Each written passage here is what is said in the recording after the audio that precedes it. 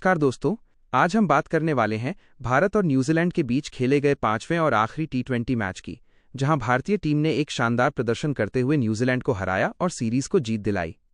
इस मैच में सबसे बड़ा स्टार रहे ईशान किशन, जिन्होंने अपनी तूफानी पारी से इतिहास रच दिया। ये मुकाबला 31 जनवरी 2026 को तिरुवनंतपुरम के ग्रीनफील्ड इंटरनेशनल स्टेडियम में खेला गया। यह मैदान पहले ही कई यादगार मुकाबलों का गवाह बन चुका है, लेकिन इस दिन जो हुआ वो लंबे समय तक क्रिकेट प्रेमियों के दिलों में बसा रहेगा। इस सीरीज में भारतीय टीम पहले ही 3-1 से आगे थी, लेकिन पांचवा मैच प्रतिष्ठा का सवाल था। कप्तान सूर्यकुमार यादव चाहते थे कि टीम मजबूत अंदाज में सीरीज खत्म करे, वहीं न्यूजीलैंड की कोशिश थी कि आखिरी मैच जीतकर कुछ सम्मान बचाया जाए। टॉस हुआ और भारतीय टीम ने पहले बल्लेबाजी करने का फैसला किया। जैसे ही भारत की पारी शुरू हुई, शुरुआती ओवरों में थोड़ा दबाव दिखा। अभिषेक शर्मा और संजू सैमसन जल्दी आउट हो गए, जिससे कुछ देर के लिए सन्नाटा सा छा गया। लेकिन यही वो पल था जब मैच का असली हीरो तैयार हो रहा था।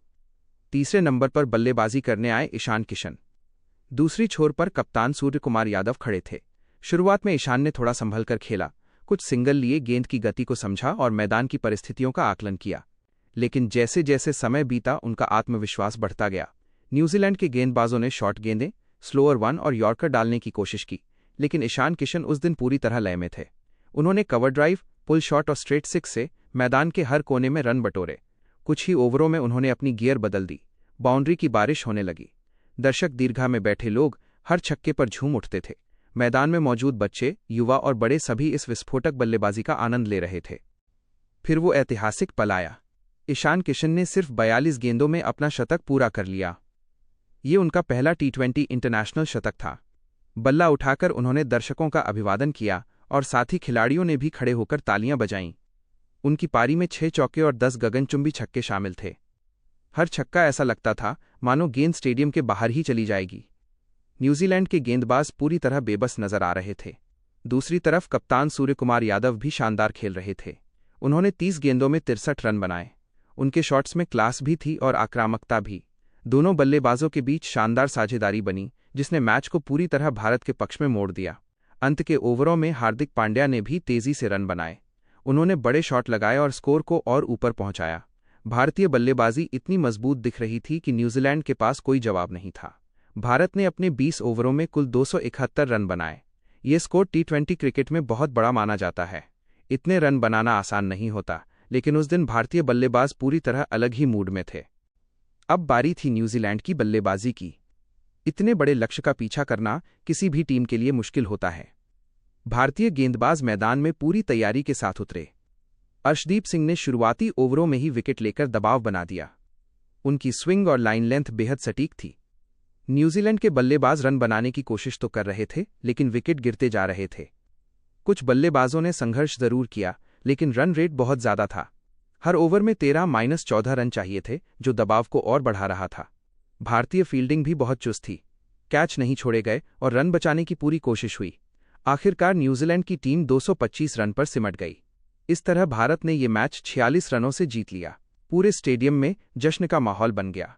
इस जीत के साथ ही भारत ने 5 मैचों की टी20 सीरीज 4-1 से अपने नाम कर ली। ये सीरीज भारतीय टीम के लिए बहुत महत्वपूर्ण थी, खासकर आने वाले बड़े टूर्नामेंटों से पहले। इस मैच में कई बड़े रिकॉर्ड्स बने। पहला, ईशान किशन का ये पहला टी20 इंटरनेशनल शतक था और उन्होंने इसे बेहद तेज गति से बनाया। दूसरा, ये न्यूजीलैंड के खिलाफ भारत का सबसे तेज टी20 शतक बन गया। तीसरा, भारत का 271 रन का स्कोर टी20 इतिहास के तीसरे सबसे बड़े स्कोर में शामिल हो गया। और चौथा, सूर्यकुमार यादव की पारी ने भी टीम को मजबूती दी और ये साबित किया कि वो दुनिया के बेहतरीन टी20 बल्लेबाजों में से एक हैं।